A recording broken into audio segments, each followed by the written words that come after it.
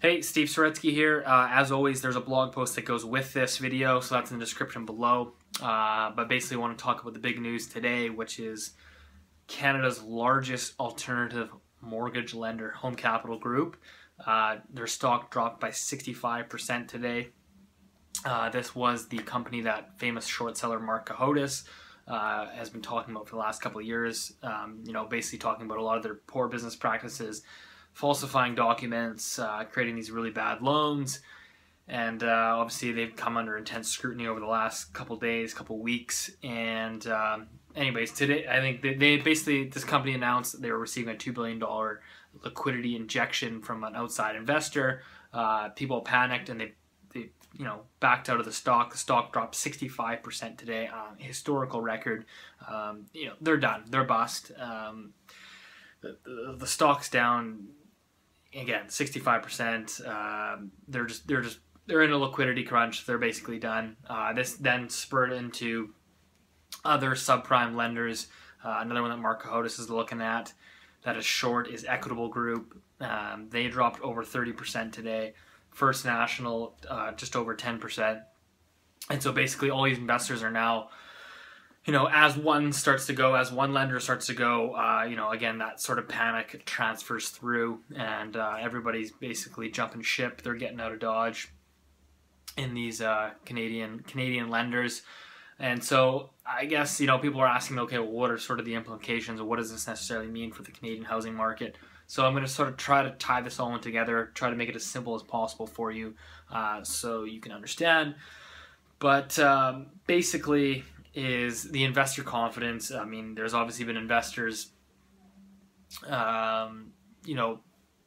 investing into these companies, buying Canadian mortgage-backed securities. And so if you don't know what a mortgage-backed security is, it's basically they take a pool of mortgages. So, maybe that's your mortgage, your friend Joe, and Jane's mortgage down the street. They take these mortgages, they pool them into a little bundle, a security, and they sell it to an investor, and they basically use that money, banks use that money to then fund new mortgages. So basically the more mortgage-backed securities they can sell, the more mortgages that they can sort of create. It's a funding source for them, so they're able to give out more mortgages.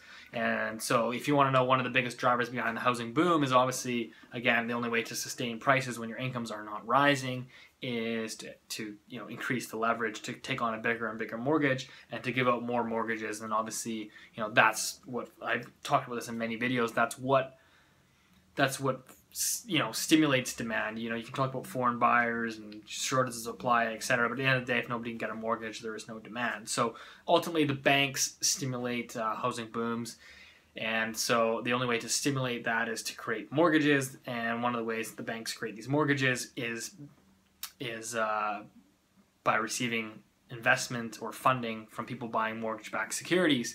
And so what we've seen here is obviously with the collapse of Canada's largest alternative mortgage lender on,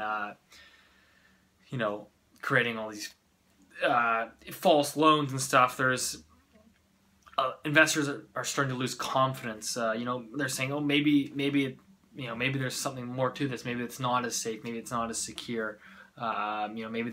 Even though Home Capital is doing fraudulent mortgages, maybe Equitable Group's doing them too, And so that's why we saw all these stocks basically plummeting today. And again, Home Capital looks like it's going to go bust. Again, 65% drop today. Equitable Group, a lot of people are saying that that's sort of the next one to go down. So again, that was over a 30% drop today.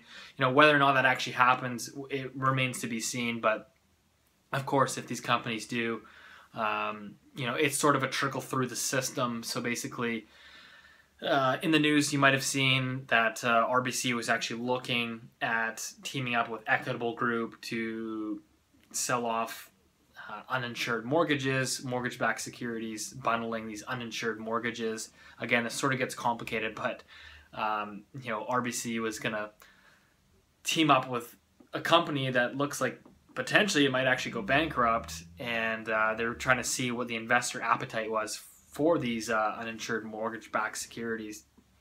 And what kind of investor is really going to be buying those when these companies are going bust, when there's questions on their lending standards, etc. So for a company like RBC that's relying on that sort of funding, that's going to get interesting because, of course, everybody is relying on funding. So basically what I'm trying to say is, long story short, is the big impacts on this is it could potentially create a tightening of mortgages. There might not be as many easily or readily available. Of course, as this sort of works its way through a system, there are some people saying, again, this is all, I just like to put the information out there. You sort of interpret as you wish. There was some people saying that this was equivalent to the United States, a company called New Century, which was one of the United States' biggest alternative lenders back in their housing boom that went belly up back in early 2007. That was sort of the first domino that trickled through the system, and so some of them are saying, oh, maybe this is Canada's first New Century moment. Again, we don't know how that's going to play out, what this, how all this sort of rolls out, but that's sort of the early implications. That's what this could potentially mean. Again, whether that happens or not remains to be seen. But yeah, so I sort of hope that explains it. Again, it sort of gets a little bit confusing, people understanding how this works.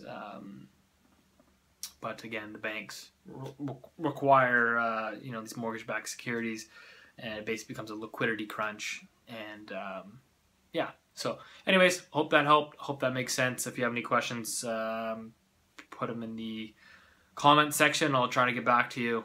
All right, take care.